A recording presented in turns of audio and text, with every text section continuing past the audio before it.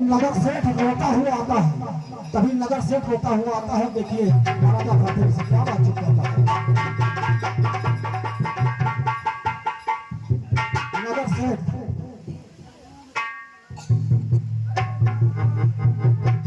गजब हो गया महाराज, गजब हो गया। क्या बताए महाराज, क्या हुआ नगर सेठ? महाराज बहुत गलत हो गया। क्या हुआ? अब क्या बताए, को बताने के योग्य महाराज नहीं है। ऐसी कौन सी बात है? आप जिद करते हैं तो हम महाराज आपको बता दे रहे हैं। बताओ। आपका भाई विक्रम हमारे बहू के साथ छेड़छाड़ किया है और हमें बहुत मारा है महाराज। अरे क्यों तू झूठ बोल रहा है नगर सेठ? मेरा भाई ऐसा नहीं है। मैं सत्य कह रहा हूँ, अगर नहीं मान रहे हो कहो दिखाई खोल कर।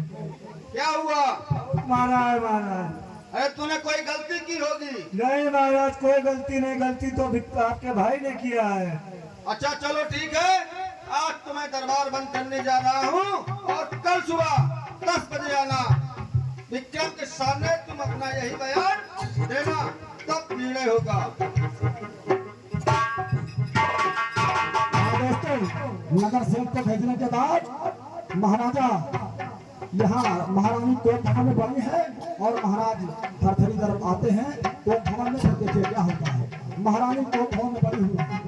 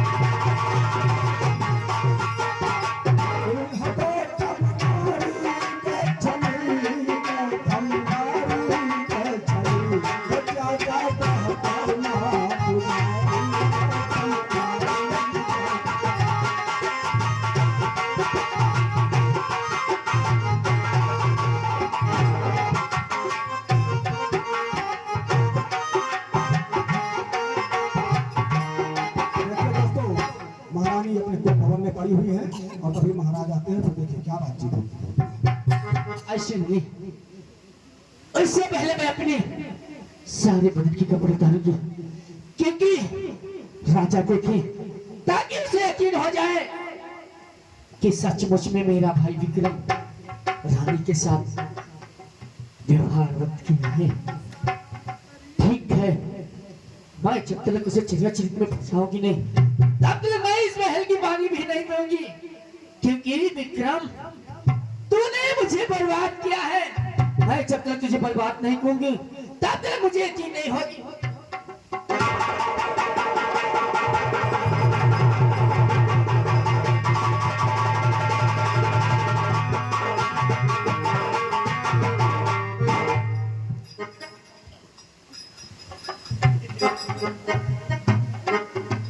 अरे पिंगला, तुझे क्या हुआ?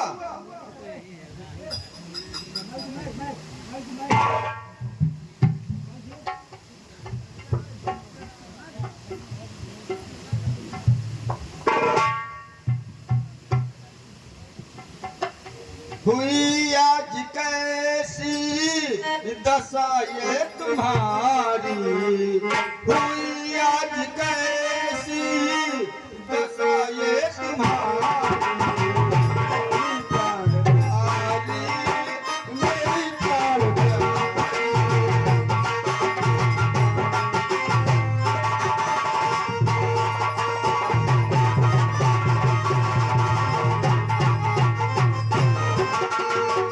पलक मत नीचे, दूल्हे की जमीन पर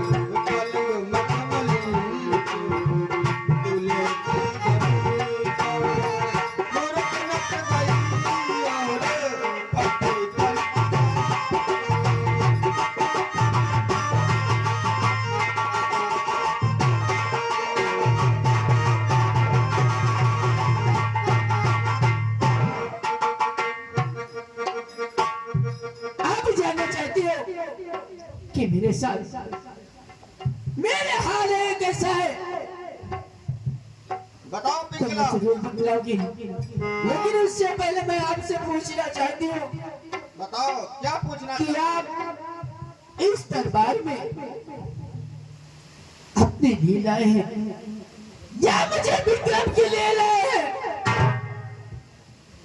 ये क्या कह रही हो महारानी? विक्रम तो आपके बेटे जैसा है और ये क्या कह रही हो? अगर वो अगर मुझसे मजाक करता तो मैं उसे माफ कर देती, लेकिन उन्होंने मेरे जज्बात से खेला है, मैं उन्हें माफ नहीं करूंगी। अगर इसका सजा तुम कल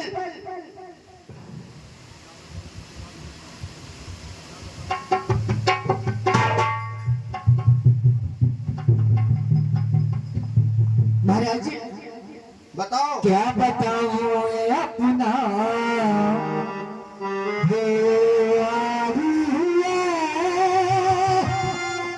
आपसे मैं बताऊं ये महाराज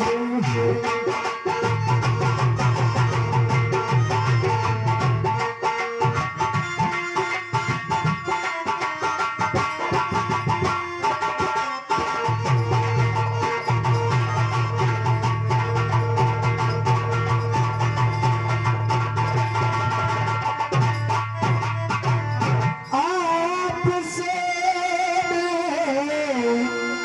क्या बताऊं महाराज, हाथ से मेरे ये साथ बहुत अब तो ये भाई खुदा है खुदा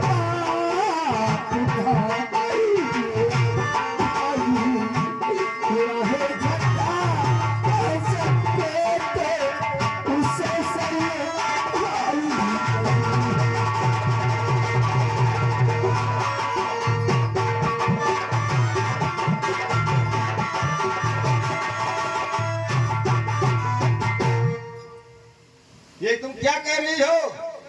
अरे इस वक्त तू खामोश रहे। अरे ज्यादा जुबान न खोल। अरे बेहुदी और बेहया मुंह संभाल कर।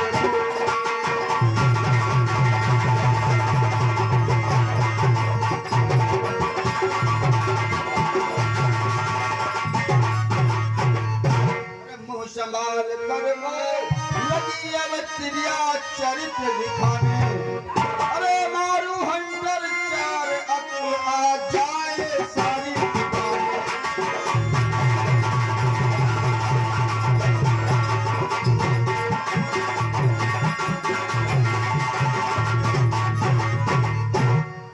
अब मैं दरबार बंद करता हूँ और कल सुबह दरबार में महारानी तुमको दरबार में विक्रम के सामने ये बयान तुमको देना पड़ेगा।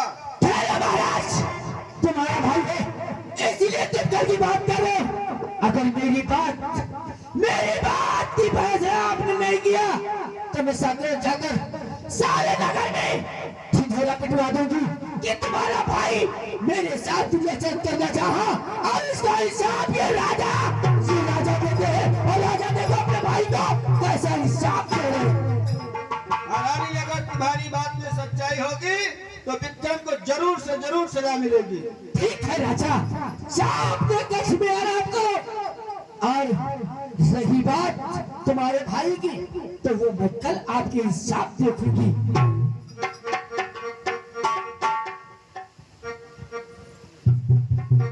देखिए दोस्तों, इधर महाराज नगर सेठ को भी 10 बजे का समय दिए हैं और महारानी को भी 10 बजे का समय देते हैं और महारानी अपनी बात कहकर जाती है, फिर महाराज अपने दरबार में आते हैं। देखा तुमको मैंने कैसे जाल में फंसाया। तुमने मेरी शरीर पर हाथ उठाया ना, मैं तुझे बर्बाद कर दूंगी। मैं तुम्हें इस हवेली से जब तक बाहर नहीं निकलवा दूंगी तब तक मेरा नाम पिघला नहीं। विक्रम, मैं तुम्हारा कल मौत का इंतजार देखूंगी, तब ये पिघला खुशी का ढिढोरा इस नगर में फैलाए।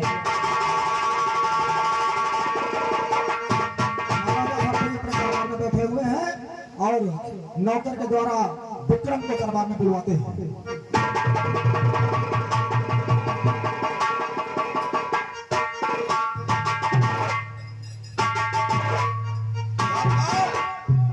महाराज महाराज की जय हो। जाओ हमारे छोटे भाई विक्रम को बुला करके दरबार में हाजिर करो। जैसी आज्ञा महाराज।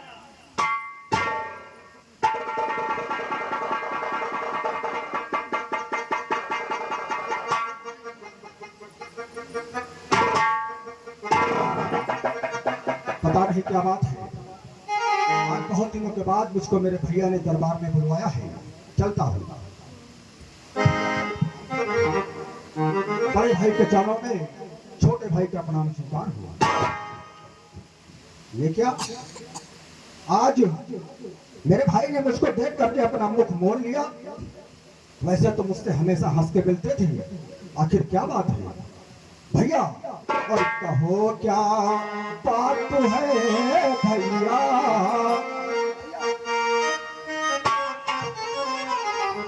और कहो क्या बात तो है भैया, जो यूं उदास बैठे।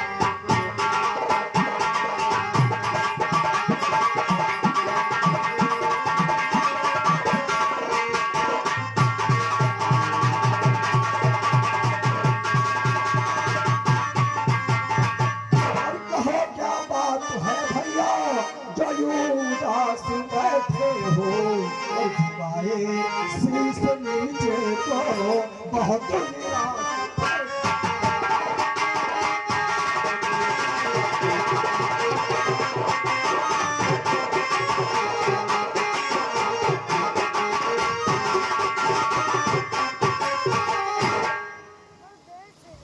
आखिर क्या बात है भैया, जो आज आपने मेरे काम का जवाब नहीं दिया? विक्रम, मैं तुम्हारा सब हाल जान चुका हूँ। आखिर कौन सा हाल भैया? द्वारपाल, जाओ नगर सेठ को बुला करके लाओ। जैसी आज्ञा महाराज।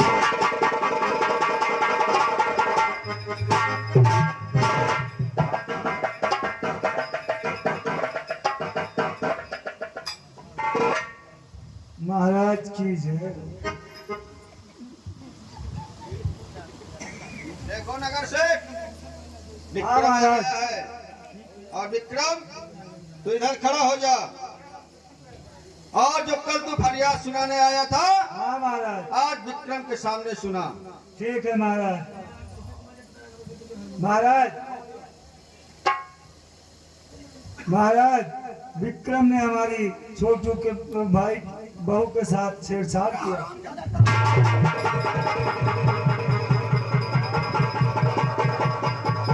हरामजादे, इतना बड़ा झूठ! देखो तुम्हारे सामने तलवार लेके मारने को दौड़ रहा है। विक्रम, हमसे तुमसे ऐसी उम्मीद नहीं थी। अगर तू हमारे सामने अपनी प्रजा पर इतना अत्याचार करता है, तो हमारे पीठ पीछे कितना करता होगा। आज मैं तेरी सच्चाई जान चुका हूँ। और विक्रम, ये तेरा पहला कारनामा है। अरे भैया, ये नगर से पूरी तरीके से झूठ बोल रहा है। अब झूठ बोल रहा है या सही बोल रहा है, इसकी जांच पड़ताल अभी हो जाएगी। द्वारपाल, जाओ महारानी को बुला करके लाओ।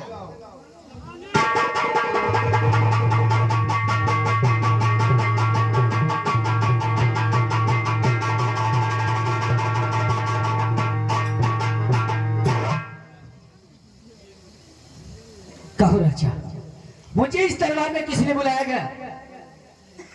पिंगला, जो कल तुम फरियाद लेकर के आई थी दरबार में, आज विक्रम सामने खड़ा है। इसके सामने तुम अपनी फरियाद सुनाओ। मेरी फरियाद यही है कि मैं आराम से अपने कक्ष में बैठी थी और आराम कर रही थी।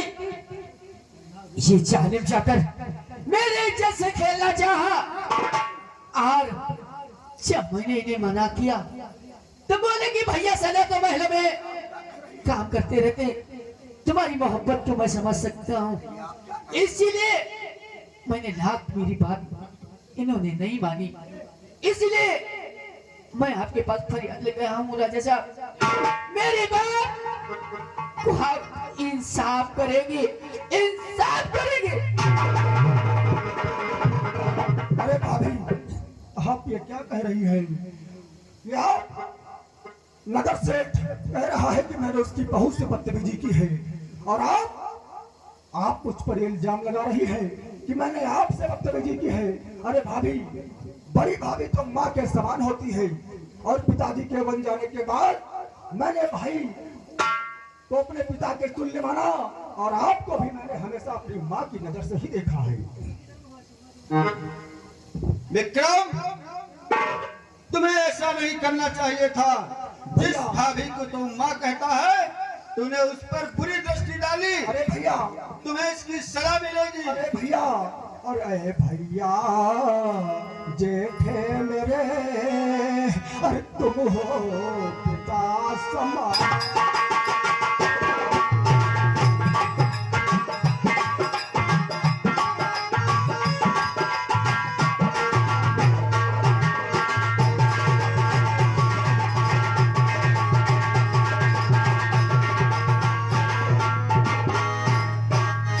अरे हाय भैया, जेठे मेरे, अरे तुम हो पिता समान। अरे भौजी माता लगे, अरे जाने।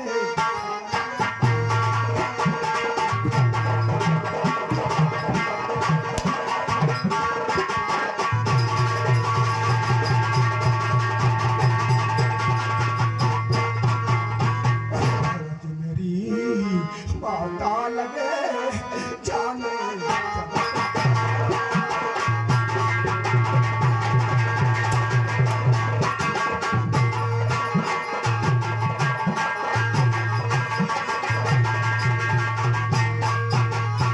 और भौजी मेरी माता लगे, और भैया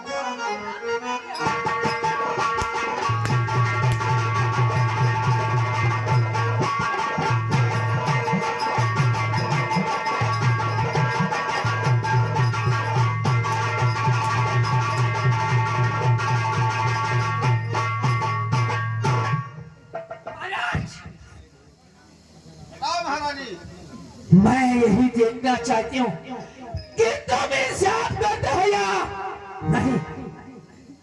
बेहया इस कदर में शर्म हो गया।